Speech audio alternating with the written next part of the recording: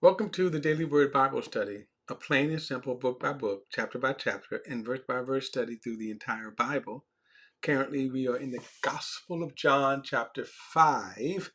We're going to move on as we talked about when Jesus made the statements that the time is coming when those in the graves will hear his voice, those who have done good things to the resurrection of life, and those who have done wicked things to the resurrection of judgment. So we kind of covered that, not in detail, as you would have to look at the totality of all the other scriptures when it talks about the judgment, the resurrection, and all of that. But we're going to continue on because um, our Bible study here is we move at a little faster pace. But let's go on. Let's move on. And oh, so I'm going to pick it up at verse 30. So then he says, I can do nothing on my own. I judge only as I hear, and my judgment is righteous because I do not seek my own will, but the will of him who sent me. Now, again, Jesus is telling us, he's really, telling us about or sharing with us the as the Son of Man, and this is I think this is probably the point here that we need to look at. As the Son of Man, as you're looking at him, if you were there in his presence at that time, what you would have been seeing. Let me go back to chapter 1 and look at this again. I want to show you this in chapter 1. So, John 1:1 says, in the beginning was the Word, and the Word was with God, and the Word was God. Remember, the Word is this it is an outward expression, an outward thought, okay? An outward thought, an expression. In other words, what Jesus is that expression of God, basically is what it is. In other words, if you were to travel back in times past, you would go back and you would run into God, but what you would see is the Word, the expression of God in the Word. Then he says, he was with God in the beginning, all things were created through him. And apart from him, not one thing that was created that has been created. Life was in him, and that life was the light of men, and that light shines in the darkness, yet the darkness did not overcome it. Now, here's the thing. At this point, let's say, at this point in eternity, at this point in, let's say, excuse me, sorry, and even in existence, you don't see that. You're not looking at this. We have no way of seeing this. Okay? This is invisible to us. All right. So then, when we get to verse 14, he says, and pay attention to the words here. The Word became flesh and took up residency among us. So the Word became flesh.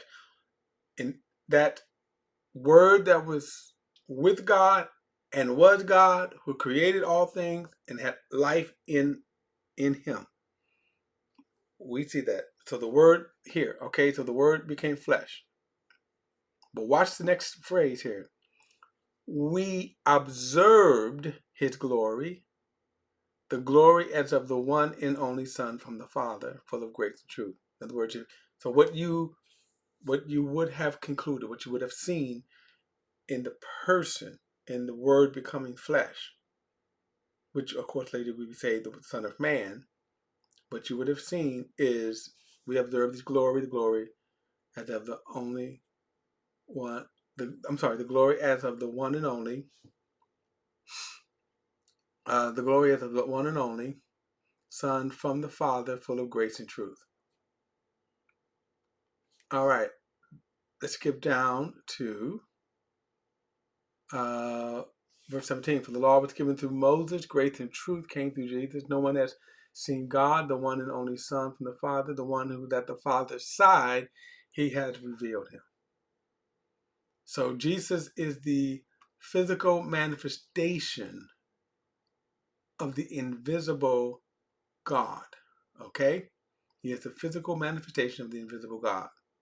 So now when he says I can do nothing on my own, I judge only as I hear, and my judgment is righteous because I do not seek my own will, but the will of him who sent me. In other words, Jesus is the will of God, the manifestation. His purpose is when you saw him, what you saw was a revelation of God. Okay. So I can do nothing on my own. And he says, I judge only as I hear. And so Jesus, again, what he's communicating that, because you're looking at him and later it's going to come out. But as you hear him, you have to keep in mind, they see a man. They see a fully human man, a a a a uh, a fully human man. Okay. Um, um, okay. Let's see. Let's go on here. I can do nothing on my own. I judge only as I hear. And then he says, my judgment is righteous because I do not seek my own will, but the will of him who sent me. So again, this is what Jesus is kind of communicating, that um, uh, as he's been communicating. All right, let me go on. I don't want to get kind of too deep. We've already covered some of this. That as the conversation. Now, again, remember that Jesus is, or when you hear that, you have to understand the scenario. Okay, I'm kind of want to get my thoughts here. That the scenario why this is not Jesus babbling, or sometimes thinking, why is he saying all of this? But remember, they see a man, which was God's point. That was God's purpose. That's why Jesus refers to himself as the Son of Man, but he's the Son of Man. He's a man that reveals himself as God. So all of this right here, as I said, no other human being could make this statement except Jesus. No other human being could make this statement except Jesus. Okay? All right, so verse 31. Let's see, hold on, let me see here.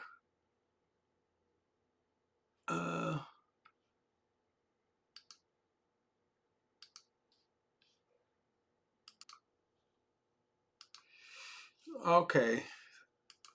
All right, let's move on. Had a little glitch there. All right, so verse 30 again, I can do nothing on my own. I judge only as I hear. My judgments is righteous because I do not seek my own will, but the will of him that sent me. Now, how do we know Jesus? If you listen to him, how would you know? How would you know if you're sitting there? Now, kind of get this picture. If you are sitting there, if you were there present with Jesus, and he makes this statement, how would you know that? Well, remember the context. He literally just healed a man that had been crippled for 38 years. So he literally just healed a man that had been crippled for 38 years. That's how you would know. You could say, oh, this man, he comes, as we say, he brings the receipts. All right, verse 31. If I testify about myself, my testimony is not good. there is another who testifies about me, and I know the testimony he gives about me is valid. So again, he's getting ready to get into some more who I am, right, stuff. But notice what he says right there. And these are good human arguments, right? So when he says, if I testify about myself, now remember, you're looking at a man, a human man. That's what you would see.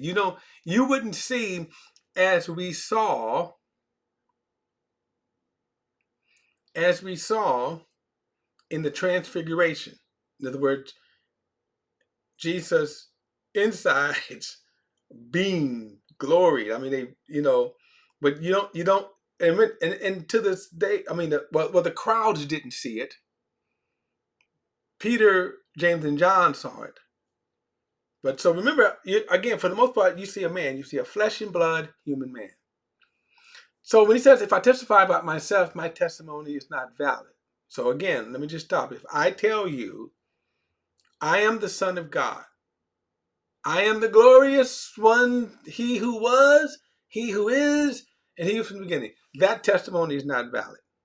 As I just said, I have no receipts, and you would be a fool to believe me on that. And yet, for some reason, there are a lot of people who do. Okay. So, by the way, and now we can also see here are the building blocks of faith.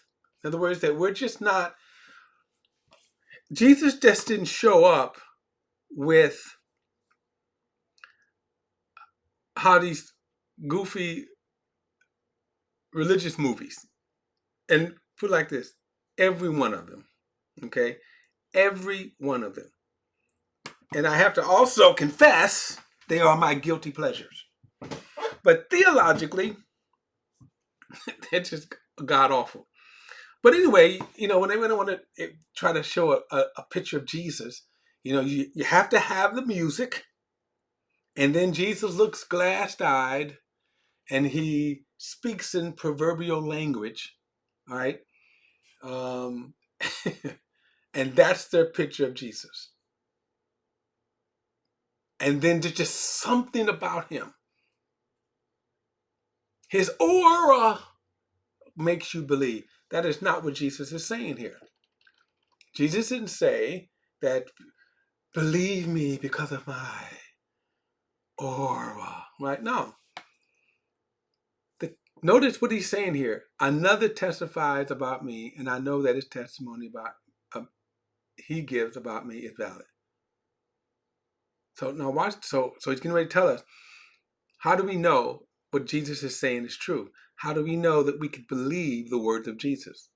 No other human could testify like this. Like I said, I could tell you that I'm the great one. You would be a fool to believe it. But remember, Jesus literally just healed a man. 38, that had been crippled for 38 years. Everybody knew the man that was crippled. They knew the man couldn't walk. Everybody knew the man because they saw him there. Everybody knew. So this is what I'm saying. So when he says this is a testimony, the fact that I can do this. Verse 33, you have sent messengers to John, and he has testified to the truth. Now this is referring to John the Baptist. Okay. This is John the Baptist. Okay. Verse 34, I don't receive man's testimony, but I say these things, so that you may be saved. I say these things so that you may be saved. Now he's talking to his enemies. They're the crowd, but he's talking to the Pharisees. Notice what he says to them. I say these things so that you may be saved. Now I'm going to take I'm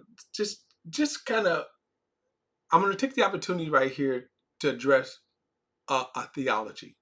And the reason why I'm going to address this theology is because as we move through scriptures, if I'm in a debate, some theological debate, and I get in theological debates all the time.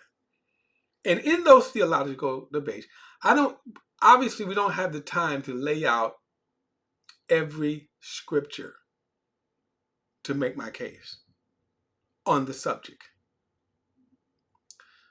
So, but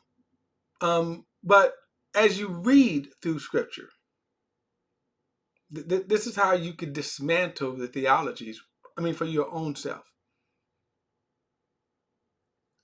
Because when you come across a statement like this, here Jesus says that I say these things so that you may be saved. So I want to take a swipe at Calvinism or Reform theology. And Reform theology, Reform theology, Reform theology, or predestination. And in short, because it's going to be short, is the belief, the theological belief, that God has in eternity past already chosen those he is going to save. And the rest he's rejected and condemned to an eternity of hell. That's a simple statement. That God's already chose. And that's important to understand that. One of the modern, it's expressed in an acronym called TULIP. Total depravity, unconditional election, limited atonement, irresistible grace, and perseverance of the saints. The U in the L are the most objectionable, because basically what it says is that God, again, sovereignly chose only some to be saved, rejected the rest. And then limited atonement is even worse, because limited atonement says, it doubles down, of course, and says that since God is only choosing those whom he's going to save, Jesus' blood does not apply. Jesus did not die for everyone. Therefore, Jesus' blood did not atone for everyone's sin. After all, why waste the blood? This is what they believe. So this is just one sentence right here. This is one statement that, again, when you go through it, that doctrine is so god-awful. And some of the most prominent Christian leaders believe this. Prominent. And they know that they have to dance around some of the nonsense, right? That God only chooses. If God only chooses, there's so much that they have to dance around. Like, then why preach the gospel? For that matter, why do anything? Because you're already chosen. Hip hip hooray for you. But if you're not already chosen, then why preach the gospel to me? We can go on and on with this. But look at this one statement right here that Jesus says, I say these things so that you may be saved. Why would Jesus make this statement to a general crowd, right? Why would he make this? Why would he make this crowd? Why would he make this statement? I say these things so that you may be saved. So then, is it a safe assumption that everyone that Jesus is talking to could be saved? But why would he say that if he's already chosen them, that they're already saved? Okay, anyway, I just wanted to take to show you that sometimes going through different scriptures that you can come to, like, I don't get a chance to lay out every scripture because obviously I'm not thinking about it. But as you read, sometimes you read a scripture like that and you say, okay, really? Anyway, look, don't forget to like and share this video and subscribe to BP, the Bible Perspective. And as always, if you have a thought, a comment, add it to the comment section below. All comments are welcome. I'll see you in the next study.